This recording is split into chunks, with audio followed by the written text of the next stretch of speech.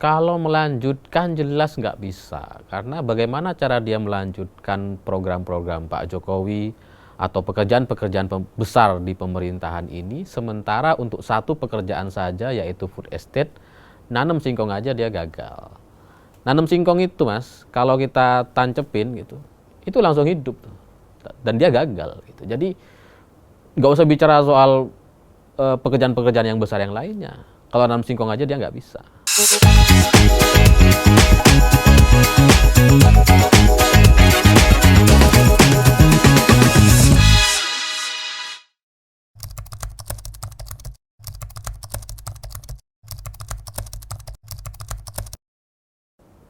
Yang pasti tidak menandatangani kayaknya Prabowo. Kalau Anies sama Ganjar kan nggak punya masalah itu. Pasti mereka setuju-setuju saja gitu ya.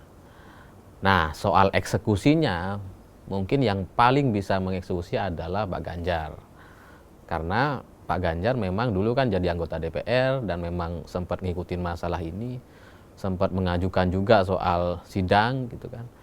Mungkin yang paham dan bisa mengeksekusi Pak Ganjar. Kalau Anies, ya Anies seperti biasa, dia berjanji tapi sebenarnya enggak. Itu kan yang terjadi di Jakarta. Kalau Prabowo, ya dia nggak bisa lah. Dia mau nandatangani gimana? Lawang dia mengakui bahwa dia penculiknya. Bahwa kemudian menurut versi dia dikembalikan orang yang dia culik, itu menurut dia. Tapi kenyataannya kan hilang. Masih banyak yang hilang gitu. Menurut versi Prabowo udah dikembalikan. Ya nggak tahu apakah di tengah jalan diapain kan kita nggak ngerti gitu.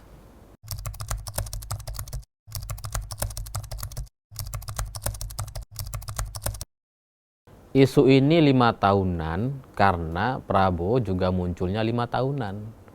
Seandainya Prabowo tidak muncul, mungkin isu ini tidak terlalu besar. Dan masalah yang terjadi di tahun 2014, pasca 2014, 2019. Sebenarnya ini kan juga disampaikan juga sama Pak Jokowi ketika jadi capres. Pak Jokowi itu dengan lantang bilang bahwa saya bukan pelanggar HAM, saya tidak ada masalah kasus di masa lalu, tidak punya dosa di masa lalu. Itu disampaikan sama Presiden. Dan setahu saya dulu sempat ada juga tuntutan untuk menuntaskan masalah ini. Ada. Dan Pak Jokowi juga sudah bilang iya. Cuma kan masalahnya kembali Prabowo jadi menhan, terus gimana gitu. Maka kalau kasus ini mau selesai supaya tidak menjadi isu 5 tahunan, ya ini harus diselesaikan dengan sidang. Lalu kemudian nanti kalau Pak Ganjar menang ya Prabowo jangan jadi menteri. Itu solusinya. Kalau dia tetap diangkat jadi menteri untuk atas nama stabilitas dan koalisi dan sebagainya, ya nggak akan ada sidang ini dan nggak akan selesai.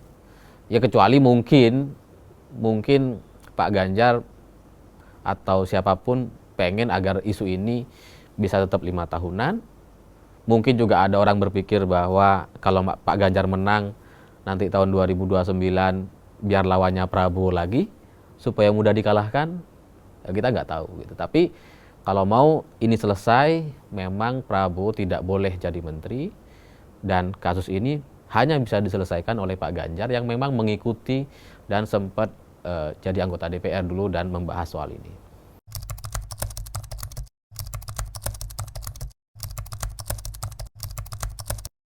Sama itu karena dia pengen ngambil suaranya Pak Jokowi aja. Itu sih. Dia tahu bahwa di Pilpres 2024 ini dia kalau dapat suara Pak Jokowi dia bisa naik gitulah. Karena sekarang kan lawannya Pak Ganjar dari PDI Perjuangan. Jelas sebagai sebuah partai besar, PDI Perjuangan pasti juga akan bergerak gitu kan. Dan Prabowo bisa ngambil suaranya dari mana? Ya dari suara Pak Jokowi gitu.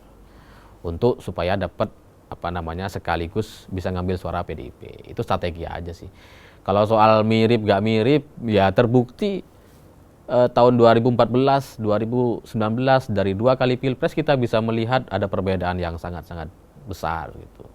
Bahwa kemudian di branding lebih soft, lebih santun, damai, nggak meledak-ledak dan sebagainya. Itu yang di branding selama beberapa tahun terakhir. Tapi itu kan tidak terbukti di debat capres kemarin. Ternyata emosinya ya sama, dan bahkan ketika selesai debat capres pun dia masih marah-marah. Jadi masih emosi gitu.